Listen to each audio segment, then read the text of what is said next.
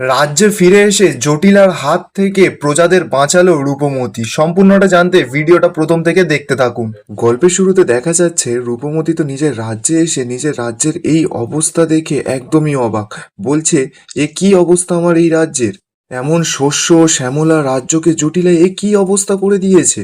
বাবা, তুমি এই যে দৃশ্য, তোমার রূপনগরের এই যে দৃশ্য তুমি চোখে দেখতে পাবে না বাবা। তুমি এসো না, তুমি আসলে পাগল হয়ে যাবে। তুমি ছোটবেলা থেকে এই রাজ্যকে নিজের সন্তানের মতন আগলে রেখেছিলে, কিন্তু এ তো দেখছি সব কিছু শেষ করে দিয়েছে ওই খোক্ষস রানী জটিলা।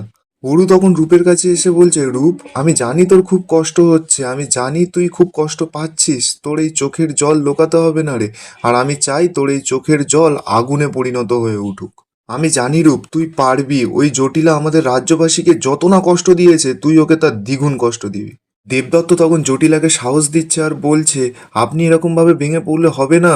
যেই দায়িত্ব এতদিন মহারাজ পালন করেছে, সেই দায়িত্বই এখন আপনাকে কাঁধে তুলে নিতে হবে।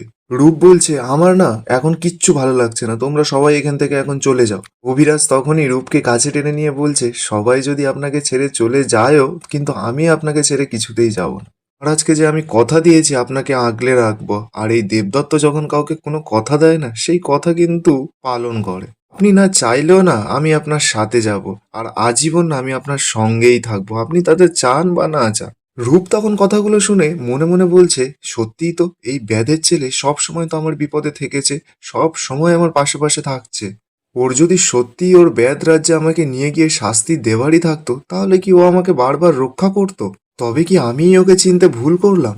এরপর রূপ রাগের চোখে অরুকে বলছে, অরু, আমার এই বাবার স্বাদের রাজপ্রাসাদ যার যে এই অবস্থা করেছে, তাকে আমি কিছুতেই ছাড়বো না। এরপর রূপ হাতে কিছুটা মাটি নিয়ে প্রতিজ্ঞা করছে, বলছে, বাবা, আমি প্রতিজ্ঞা করছি, আমি এই রূপনগরকে যে এই অবস্থা করেছে তাকে আমি শাস্তি দেবই। আর আমার এই এখন একটাই লক্ষ্য, ওই খোক্ষস রানী জটিলাকে যতক্ষণ না শেষ করতে পারছি আমার শান্তি নেই। আর আমার রাজ্যকে আমি আগের অবস্থায় ফিরিয়ে আনবই।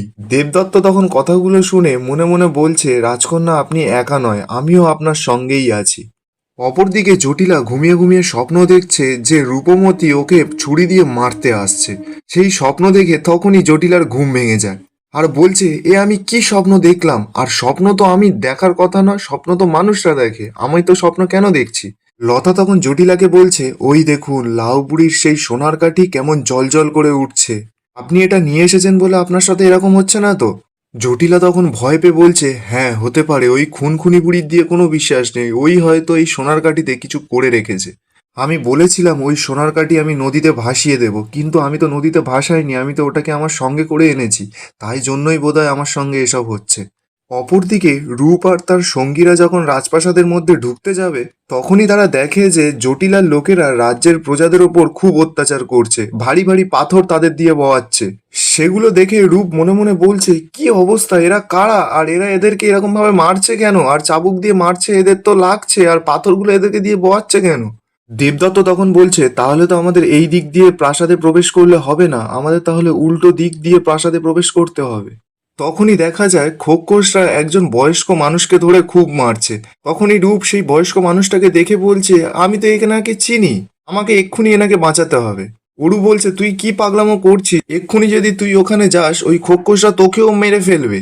রূপ তো কারোর কথাই শোনে না, সেখানে ছুটে চলে যায়। এরপর খোক্ষসরা যখন রূপকে মারতে যাবে, রূপ তখনই ওদের হাত থেকে চাবুকটা নিয়ে কেড়ে নেয় আর বয়স্ক লোকটাকে বলছে, তুমি ঠিক আছো তো, তোমার তো কিচ্ছু হয়নি তো?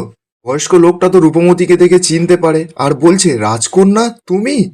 এবার সেখানে থাকা সমস্ত প্রজারা তো রাজকন্যাকে চিনতে পারে আর বলছে, কি অবস্থা, রাজকন্যা ফিরে এসেছে। তখনই খোক্ষসরা বলছে, এই তবে রাজকন্যা, একেই তো খুঁজছে আমাদের খোক্ষস রানী, একে এক্ষুনি আমরা ধরে নিয়ে যাব। পুরু এদিক থেকে এসব দেখে বলছে, আমি ওকে কতবার করে যেখানে যেতে বারণ করলাম, এবার কি হবে, ও তো বিপদে পড়েছে, ওকে এখন আমাদের এক্ষুনি বাঁচাতে হবে। রূপ সেই খোক্ষসটাকে বলছে, খবরদার, যদি এক পা তুমি এগিয়েছো, কোন সাহসে তুমি এই বয়স্ক মানুষটাকে চাবুক মেরেছো, হ্যাঁ?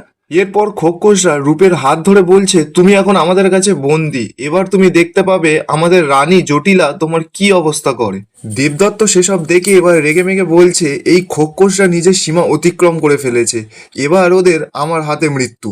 এই বলেই একটা তীর ধনুক নিয়ে খোক্ষসটার বুকে বেঁধিয়ে দেয় আর সঙ্গে সঙ্গে খোক্ষসটা মাটিতে লুটিয়ে পড়ে।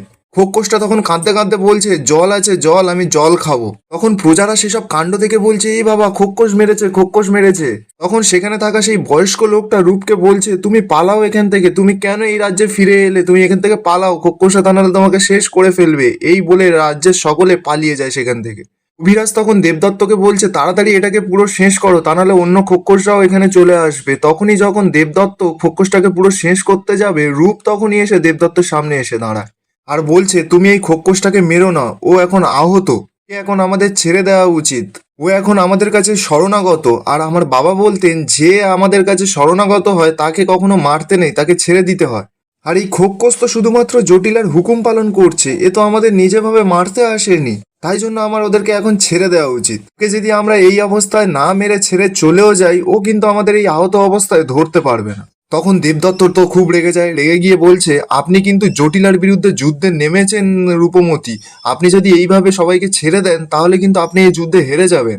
যুদ্ধে যদি আপনি শত্রুকে হারাতে চান তাহলে কিন্তু আপনাকে শত্রুকে মারতেও হতে পারে। আর আমরা যদি এখন একে ছেড়ে দিই না, এই গিয়ে জটিলাকে খবর দেবে যে আমাদের রাজকুমারীকে এখানে দেখা গেছে। আর আপনি কি সেটাই চান? রূপ তখন বলছে আমরাও যদি খোকসদের মতন হত্যা আর অত্যাচার করতে থাকি তাহলে ওদের আর আমাদের মধ্যে পার্থক্য কোথায় থাকলো? তাই আমি আমার বাবার হুকুমই মেনে চলবো, আর কারণ নয়। অপরদিকে লতা জটিলাকে একটা রাজবৈদ্যের ঘরে নিয়ে আসে আর বলছে এটা রাজবৈদ্যের ঘর, এখানে এমন অনেক কিছু জিনিস আছে যেটা আমাদের পরে কাজে লাগবে। জটিলা তো রাজবৈদ্যের ঘরে সমস্ত জিনিসপত্র হাত দিয়ে ভালো করে দেখছে।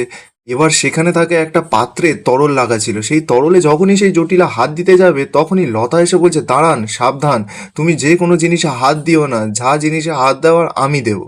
জটিলা কথাটা শুনে লতাকে তো খুব বিশ্বাস করে আর বলছে তুমিই আমার শুভাকাঙ্ক্ষী, তাই এই তুমি সোনার কাঠিটা তুমিই নষ্ট করে দাও। এরপর লতা সেখানে থাকা কিছু তরল একত্রে মিশিয়ে এমন একটা তরল তৈরি করে যাতে সোনার কাঠিটা ফেললে সঙ্গে সঙ্গে নষ্ট হয়ে যায়। অপরদিকে অরু রূপকে বলছে আপনি কি খোকসদের পরাজিত করতে চান নাকি খোকসদের মন পরিবর্তন করতে চান? আপনি তাহলে সেরকম বলুন, তাহলে আমরা এখানে সময় নষ্ট না করে আমরা আমাদের রাজ্যে ফিরে যাই। তখনই সেখানে তত্তরি চলে আসে, তত্তরি এসে বলছে বিপদকে ডেকে আনতে হবে না, বিপদ তো নিজে নিজেই হেঁটে আমাদের কাছে হাজির হয়ে গেছে, এই যে দূরে তাকিয়ে দেখো কতগুলো খোকস আসে তোমাদের দিকে। তখনই তো রূপ ভয় পেয়ে যায় আর রূপ তত্তরিকে বলছে তত্তরি তুমি তাড়াতাড়ি দেখো আশেপাশে কোথাও লুকাবার জায়গা আছে নাকি, তাড়াতাড়ি। তত্তরি তো লুকাবার জায়গা খুঁজতে চলে যায়। এরপর রূপরা যখন সেখান থেকে পালাতে যাবে তখনই সেখানে থাকা সেই একটা খোকস যাকে মেরে মাটিতে ফেলে রাখা হয়েছিল সে বলছে যে জল জল আছে জল, আমার খুব জল তৃষ্ণা পেয়েছে।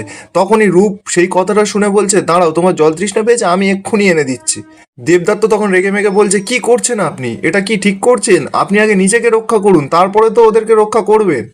অরু তখন দেখতে পায় যে খোকসরা ওদের দিকে আরো এগিয়ে আসছে, তখন অরু বলছে এই দেখো খোকসরা তো আমাদের দিকে পুরো চলে এসছে, এবার তো ওরা আমাদের দেখে ফেলবে। রূপ তখন একটু সাহস দেখিয়ে বলছে দেখুক, কিন্তু আমি এই রকম তৃষ্ণা অবস্থায় কাউকে ফেলে যেতে পারবো না, আমাকে এক্ষুনি খোকসটাকে দেওয়ার জন্য জল আনতেই হবে। এরপর রূপ ছুটে গিয়ে খোকসদের জন্য জল নিয়ে আসে, এনেই খোকসটার মুখে জল খাইয়ে দেয়। আর এখানেই আজকের পর্বের আপডেট শেষ হয়, দেখা হবে অন্য কোনো পর্বের আপডেটের সঙ্গে।